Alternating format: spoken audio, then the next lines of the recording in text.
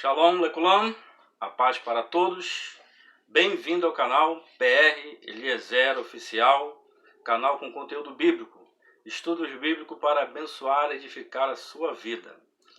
Esse vídeo, essa mensagem, é o segundo vídeo, a segunda mensagem sobre o anticristo.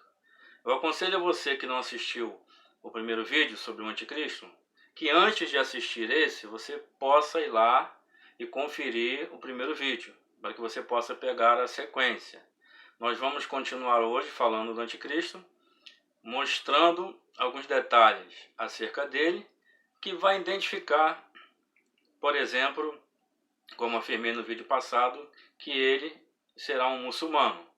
Então nós vamos ver alguns detalhes. Peço aí a você que faça o teu comentário, dê o teu likezinho, que você se inscreva no canal se você não é inscrito, compartilhe, ajude o canal a crescer, porque a intenção minha é propagar a palavra de Deus e tão somente isso. Então eu encontrei essa possibilidade através do YouTube de poder espalhar, disseminar, propagar a palavra de Deus. Então vamos lá. Continuando a falar sobre o anticristo, termo na qual ele é mais conhecido, mas como você pode verificar no vídeo passado, ele recebe outros nomes nas escrituras. Vamos lá. Quando que o anticristo vai se manifestar? Eu não estou falando cronologicamente a data exata, mas dentro de uma visão de eventos. Precisa que haja um evento antes para que ele se manifeste. Paulo fala sobre isso. Quando lá em 2 Tessalonicenses capítulo 2, versículos 7 e 8, ele diz: porque já o mistério da justiça opera, somente há um que agora o retém, até que do meio seja tirado. Então será revelado o iníquo, a quem o Senhor desfará pelo assopro da sua boca e aniquilará pelo esplendor da sua vinda. Então é necessário que um que agora o retém saia do nosso meio, seja tirado. Então, como eu já expliquei, inclusive aconselho você também a assistir o vídeo A Grande Tribulação, para que você possa entender que a igreja não passa pela grande tribulação, porque tem muita gente aí, muita gente não, alguns falando que a igreja vai passar, e isso não tem nenhuma base bíblica, nenhuma.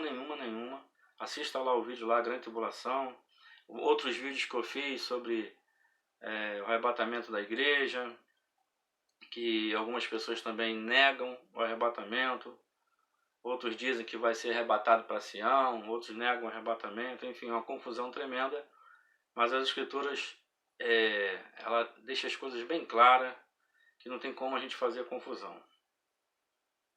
Então tente ler as escrituras com a ótica de Deus. Então, o Espírito Santo que atua na igreja, é ele que retém a manifestação do anticristo. Então, enquanto o Espírito Santo, como amigo do noivo, não levar a noiva ao encontro do noivo nos ares, como Paulo fala lá em 1 Tessalonicenses 4, a partir do versículo 16, o anticristo não pode se manifestar.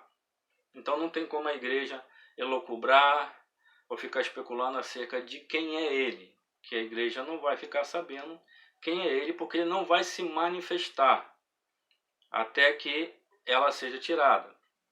Então, quando é que ele vai se manifestar? Após o arrebatamento da igreja. Eu estou tentando nesses dois vídeos simplificar ao máximo acerca desse assunto, porque ele é muito mais complexo, para que o ouvinte mais simples possa entender o que eu estou falando. Então, segundo Tessalonicenses 2, versículos 7 e 8, há um que o detém. Então, a igreja que é o sal da terra, a luz do mundo, porque Jesus nos incumbiu dessa missão de iluminar e salgar, for arrebatada, o mundo será entregue então à podridão moral, porque o sal servia para conservar, e também o mundo será entregue à total escuridão, trevas, moral também e espiritual. O que ele vai fazer? Em 2 Tessalonicenses, também, capítulo 2, versículo 4, diz assim: o qual se opõe, daí anticristo, anti é aquele que se opõe, aquele que se levanta contra, o qual se opõe e se levanta contra tudo que se chama Deus. Ou seja, ele não vai aceitar nenhuma religião, mas ele vai ter sua própria religião, como nós vamos ver aqui, que se chama Deus ou se adora, de sorte que se assentará como Deus, no templo de Deus, querendo parecer Deus. Como no vídeo passado eu falei, ele vai ter primeiramente seu trono lá na Turquia. Satanás vai dar a ele todo o poder e autoridade, o seu trono, que está na Turquia. É o Império Turco-Otomano restaurado. Mas depois ele vai se assentar em Jerusalém. Porque assim diz também a escatologia muçulmana, que o Mahdi virá para reinar no mundo e ele vai reinar a partir de Jerusalém, no seu trono em Jerusalém. E ele vai reivindicar para si a adoração. E ele vai fazer isso após os 3 anos e meio de falsa paz. Porque primeiramente ele vem com uma proposta falsa, né? Que vai fazer uma aliança com os judeus, uma aliança de paz. Os judeus então vão recebê-lo. E muitos vão crer que ele é o próprio Mashiach. Você pode me falar, mas Eliezer, mas os judeus não vão crer no Messias muçulmano. Porque o Messias viria da descendência de Davi, correto? Mas o conceito de Messias entre o povo judeu mudou muito. Muitos nem acreditam que exista Messias. Outros dizem que Messias é apenas uma era. O Messias pode ser qualquer coisa. Outros acreditam que realmente é um homem que virá e vai reinar no trono de Davi. E seja ele muçulmano ou qualquer outro que trouxer a paz no Oriente Médio, e ele vai vir com sinais e prodígios e maravilhas de mentira, os judeus vão repensar acerca do seu conceito de Messias, como vem fazendo ao longo dos séculos. E ele vai conseguir então fazer uma aliança, né, mentirosa. Existe até uma lei, uma cláusula na Sharia, a lei muçulmana, de que o muçulmano pode fazer um acordo, uma aliança com outro povo. Essa aliança pode ser quebrada depois, se for favorecer a causa maior, que é o islamismo. Então eles podem mentir, vamos dizer assim, fazer uma falsa aliança. O próprio Saddam Hussein fez isso com o seu próprio povo, né? Ele enganou seu próprio povo, exterminando-os depois. Então ele vai vir fazendo essa aliança de falsa paz. Durante 3 anos e meio haverá essa falsa paz. Mas depois ele vai quebrar essa aliança, depois de 3 anos e meio, demonstrando realmente a sua verdadeira face.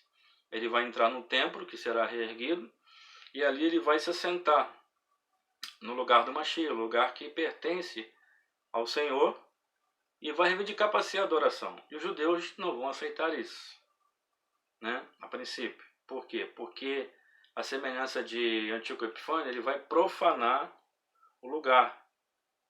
Provavelmente ele vai colocar ali, como está revelado nos profetas, uma estigma, alguma coisa que relacionada aos muçulmanos, que vai profanar talvez aquela lua minguante, né, aquele símbolo do islamismo no templo. E aí profanando o templo, e os judeus não vão aceitar. E ele vai fazer cessar os sacrifícios. Então, nesse momento, os judeus vão ver que ele não é o Messias, quando ele fizer essas coisas. E aí haverá então a perseguição ao povo judeu, como eu falei no outro vídeo também, em Apocalipse 12, acerca do dragão que persegue a mulher, que é Israel. Então vocês vejam que há muita coisa acerca do assunto. E eu procuro, assim, num vídeo, né, que é poucos minutos, simplificar o máximo daquilo que eu estou acostumado em sala de aula a falar 2 horas, 2 horas e meia, até mais. Então ele vai fazer esse tipo de profanação. ele fará uma aliança de paz com Israel. Isso está lá em Daniel 9:27, como eu acabei de falar, mas eu vou ler aqui o texto. Diz assim: e ele firmará aliança com muitos por uma semana, 7 anos proféticos. Na metade da semana, 3 anos e meio, fará cessar o sacrifício e a obração. Então os sacrifícios voltarão por causa dessa aliança de paz, esse pacto de paz, mas ele vai então violar. E sobre as asas das abominações virá o assolador. E isso até a consumação. E o que está determinado será derramado sobre o assolador. Jesus falou, alertou os judeus, aos discípulos dele, ele falou assim, quando virdes, né, a assolação na casa do Senhor, como disse Daniel, aí ele falou que eles tinham que fugir. Eles tinham que fugir. Então Israel vai estar fugindo nessa época. O que mais ele fará? Em Daniel 7:25 diz assim, e proferirá palavras contra o Altíssimo, como eu falei no vídeo passado, e destruirá os santos do Altíssimo. Então, durante um tempo, ele vai prevalecer sobre o povo judeu. Os santos do Altíssimo aqui é o povo de Israel, que estará lá. E cuidará em mudar os tempos, a palavra aqui hebraica é calendário, e a Torá, a lei. Então ele vai mudar o calendário judaico, o calendário bíblico das festas judaicas, e colocar o calendário das festas muçulmanas. E a lei, que é a Torá, eles vão trocar pela Sharia. Ele vai trocar pela Sharia. Paulo também chama ele de anômos, o iníquo, o homem sem lei, o homem sem a Torá, a lei de Deus. E eles serão entregues na sua mão por um tempo, e tempos e a metade de um tempo. Então, durante 3 anos e meio, muitos judeus vão morrer por não aceitar a marca do sinal da besta, vão morrer como mártires, porque nesse tempo os 144 mil estão pregando o evangelho no mundo inteiro. Muitos judeus vão se converter e não vão aceitar o sinal da besta. Eles vão crer. Um remanescente ficará vivo até o final da grande tribulação, guardados por Deus no deserto, como está lá em Apocalipse 12, para encontrar com o Senhor visivelmente no Monte das Oliveiras. O Senhor vai aparecer ali a eles. Então, quando ele vier, ele vai destruir o anticristo. É como está escrito também em Daniel, no versículo seguinte, versículo 26. Mas o juízo será estabelecido, e eles tirarão o seu domínio para o destruir e para o desfazer até o fim. Então, o final do anticristo, como está lá em Apocalipse também, quando o Senhor vier, ele desfará pelo assopro da sua boca o anticristo. Um outro detalhe importantíssimo, está lá em Daniel também, é que este homem ele não terá respeito com os desejos das mulheres. E o que tem a ver isso com o islamismo?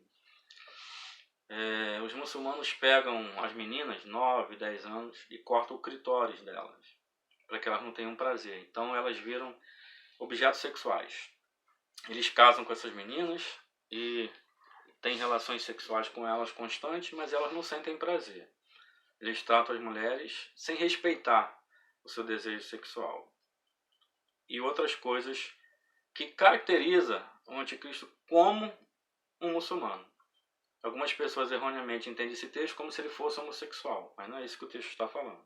Daniel 11, 36 e 38, eu vou ler. Diz assim, e este rei fará conforme a sua vontade, que ele vai ser um tirano, e levantar-se-á, engrandecer-á sobre todo Deus, como o apóstolo Paulo também falou. Então ele vai estar acima de tudo que se nomeia Deus, vai reivindicar adoração para si, como Paulo falou lá em Tessalonicenses, e contra o Deus dos deuses, contra o nosso Deus verdadeiro, contra Hashem, Elohim, contra Adonai. Falará coisas espantosas, como está lá em Apocalipse, como está em Daniel 7, e será próspero. Até quando? Até que a ira se complete, até que o tempo da ira seja derramado sobre ele. Porque aquilo que está determinado será feito. E não terá respeito ao Deus de seus pais. Opa, como assim? Não terá respeito ao Deus de seus pais. Eles creem em Alá, mas se você verificar a história, a genealogia deles, você vai chegar lá em Ismael. Ismael é filho de Abraão. Então, os pais deles nos arremete a Abraão. Então, Abraão cria no verdadeiro Deus. Eles não vão ter respeito ao Deus de Abraão, ao verdadeiro Deus. E diz assim ainda: e nem terá respeito ao amor das mulheres, e nem a Deus algum. Como eu falei, o único povo que não tem respeito ao prazer das mulheres, a palavra aqui pode indicar prazer também, algumas versões vêm prazer, essa aqui está amor, eles não respeitam mesmo. Entendeu? Eles cortam o clitóris e a mulher vira um objeto sexual. É o único povo que faz isso. Porque sobre tudo se engrandecerá, mas em seu lugar honrará a um Deus. Então ele terá um Deus, chamado Deus das forças, que nada mais é que o Deus da jihad, ou Deus das fortalezas, o Deus da guerra. A palavra hebraica aqui indica o Deus da guerra, que é Alá. Literalmente, Alá é o Deus da guerra, que os muçulmanos chamam de guerra santa, jihad. Só para você ter ideia do que eles creem, eles dizem que existe um paraíso lá no céu com 70 mansões, com 70 quartos, em cada quarto uma cama, e sobre esta cama uma virgem esperando a ser deflorada. E eles morrem crendo nisso. As crianças, eles prometem, as crianças que morrem na jihad, eles prometem um rio de iogurte ou um rio de chocolate para essas crianças. E eles morrem por essa ideologia maluca, louca. É interessante que os próprios líderes que ensinam isso, eles próprios não dão exemplo se matando, né? Como mártires. Mas ensinam os outros a serem mártires, inclusive crianças. Então, o diabo não vai dispensar esse potencial maligno que esses camaradas têm. Não vai dispensar mesmo. Hoje no mundo são cerca de 1 bilhão e 700 milhões de muçulmanos. A Europa está sendo tomada pelos muçulmanos. Eles já estão também chegando nas Américas e tomando as Américas. E até por questão de nascimento na Europa, enquanto os europeus têm cerca de 1,8 filhos por casal, os muçulmanos têm 8, 10. Então, até mesmo por questão demográfica, eles vão conquistar a Europa, vão conquistar o mundo nesse período de 7 anos em que a igreja não estará aqui. Ele diz: porque tudo se engrandecerá, mas em seu lugar honrará o Deus das forças, a um Deus a quem seus pais não conheceram. Por quê? Porque ele é descendente de Abraão e conheceu o verdadeiro Deus. E esse Deus, que é Alá, que não é o nosso Deus, como alguns também se enganam, os pais deles não conheceram. E honrará com ouro, com prata, com pedras preciosas e com coisas agradáveis. Então tu vê que esses próprios textos já indicam que não tem como ele vir da Europa, não tem como ele ser alguém fora do islamismo. Um outro detalhe importante, aí eu vou estar terminando aqui, está lá em Apocalipse 20, versículo 4. A visão de João diz assim: e vi tronos, e assentaram-se sobre eles, e foi-lhes dado o poder de julgar. E vi as almas daqueles que foram degolados, preste atenção, degolados, pelo testemunho de Jesus e pela palavra de Deus, e que não adoraram a besta, ou seja, eles foram degolados no período da grande tribulação. Esses não adoraram a besta, nem a sua imagem, e não receberam sinal em suas testas, nem em suas mãos, e viveram e reinaram com Cristo durante 1000 anos. Então ele se situa no tempo, no período da grande tribulação, onde o anticristo está reinando, e esses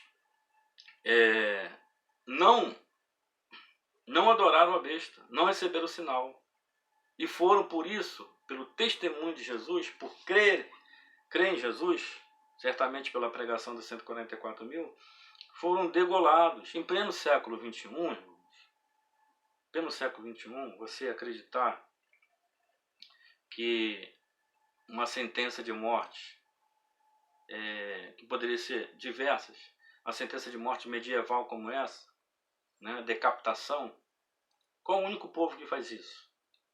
É o povo muçulmano. Inclusive exibe vídeos para promover o terror. Eles são terroristas. Então, por essas coisas e outras que eu poderia te mostrar, o anticristo ele é um muçulmano.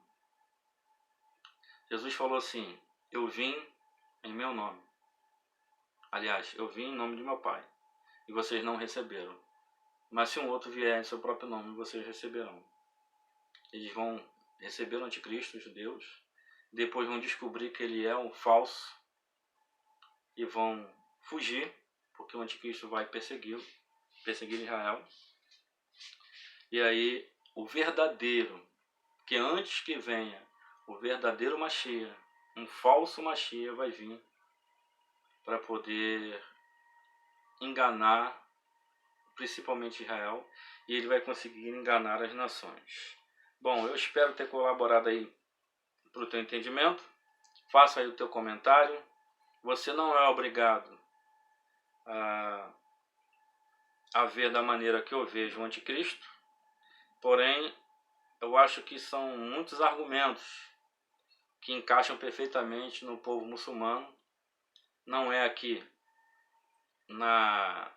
nenhum preconceito contra, né, os muçulmanos em si, mas é contra aquilo que eles acreditam,